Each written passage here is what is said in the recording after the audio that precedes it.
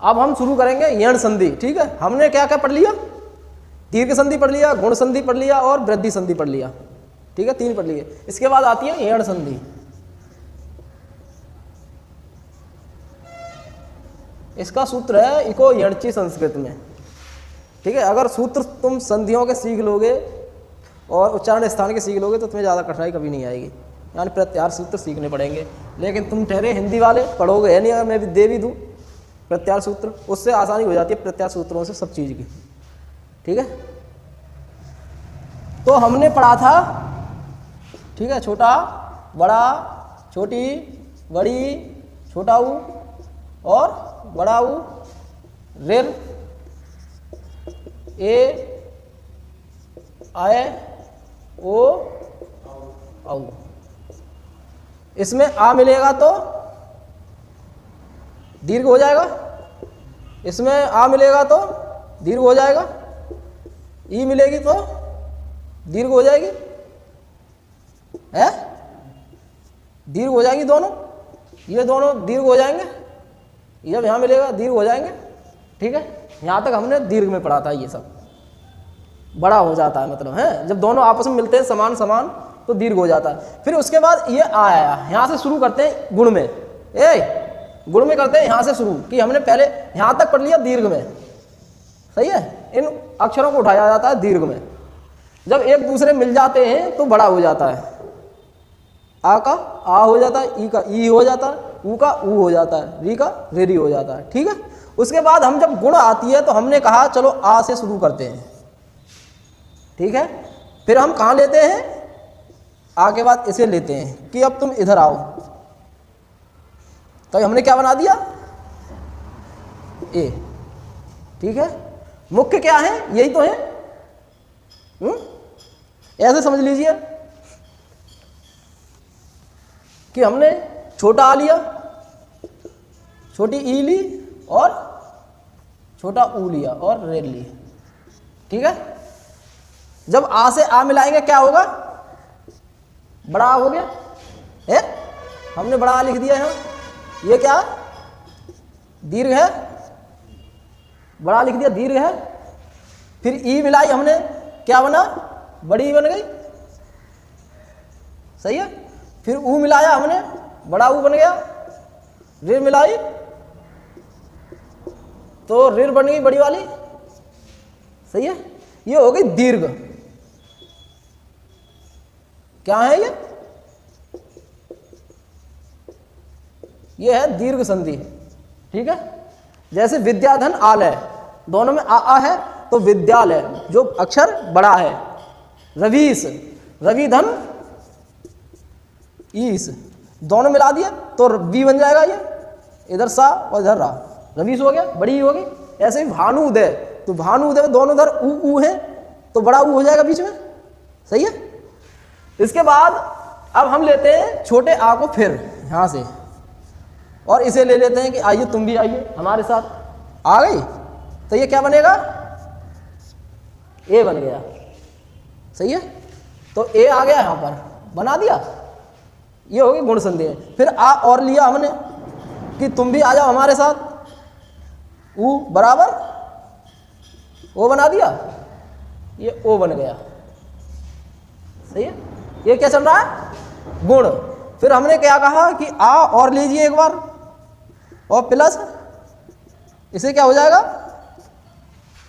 अर हो गया। ठीक है, यहां पर दोबारा खत्म ये गुण में। ठीक है, फिर हमने कहा ये आ गए, ये कौन हो गए? गुण। ऐसे ही लिख लेना। ठीक है, ये हो गए गुण।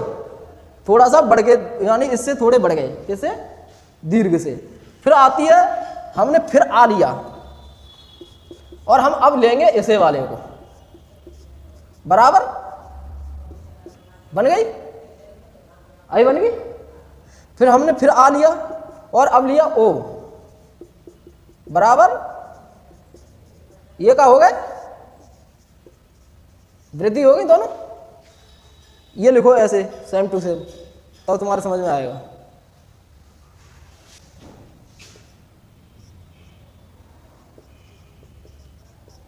देखो मूल व्यंजन इतने होते हैं 4। तुम्हें पता है, ये तो पता होगा। अब यहाँ का खेल खत्म, गुण वृद्धि संधि पर आकर के आ का खेल खत्म। अब आई यण संधि।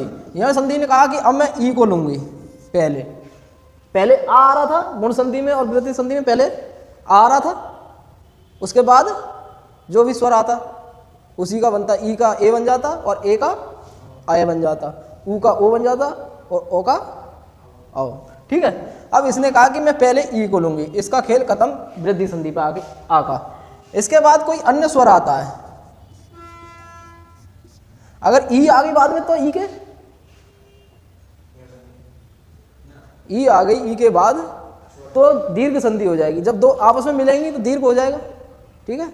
रवि में इधर भी ई और इधर भी ई, दोनों तरफ ई, तो क्या हो गया दीर्घ। लेकिन इसने कहा कि मैं ई को लूंगी इधर, एड़ संधि ने, और तुम कोई अन्य स्वर लाओ। अन्य स्वर क्या मतलब, ई के अलावा। ठीक है। ई के अलावा कोई भी अन्य स्वर ले आओ, मैं क्या बन जाऊंगी, या बन जाऊंगी। ठीक है, या बन गई। फिर कहा अब मुझे ऊ भी दो इधर साइड को।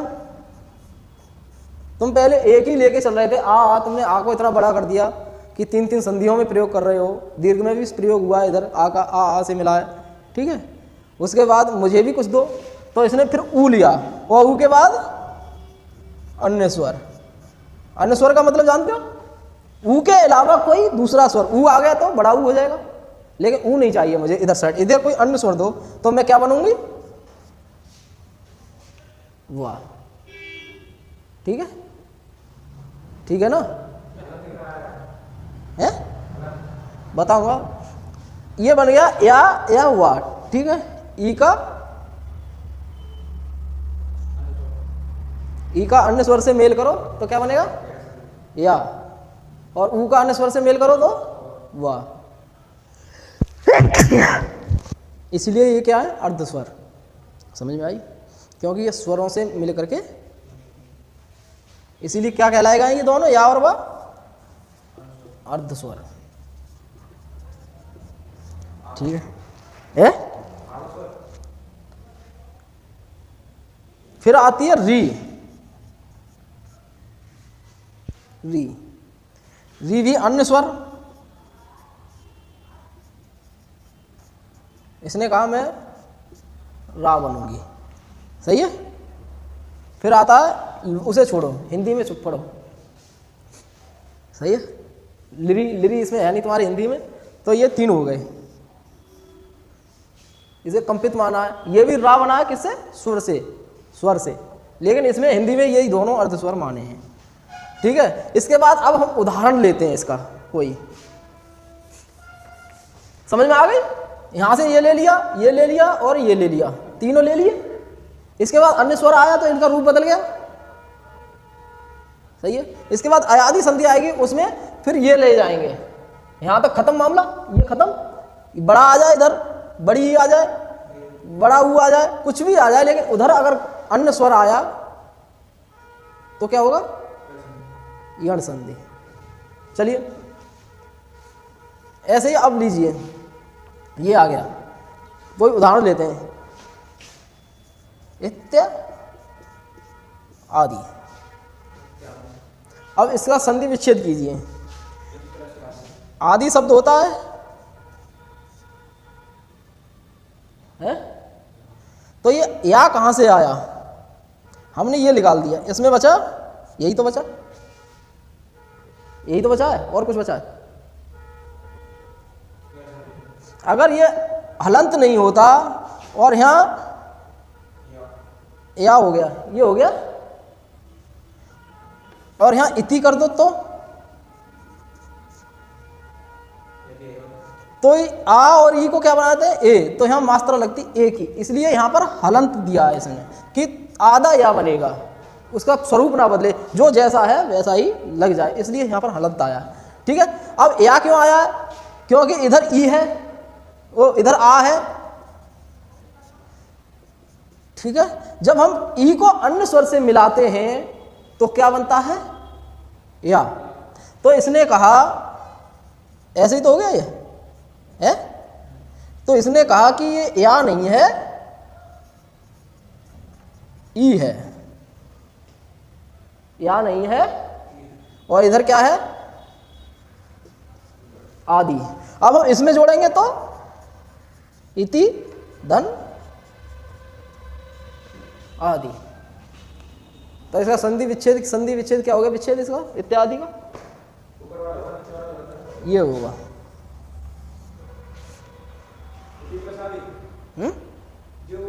हाँ, अब देखिए अगला, देखिए प्रतिधन एक, सही है। यहां पर ई है, कौन सी है, छोटी है, और यहां पर यही तो हो गया प्रत।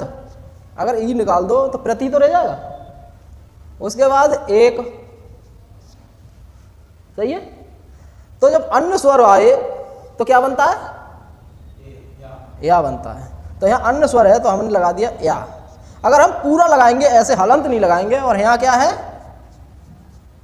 एक, और ये क्या है प्रत, ई इधर आ गई ना ये है?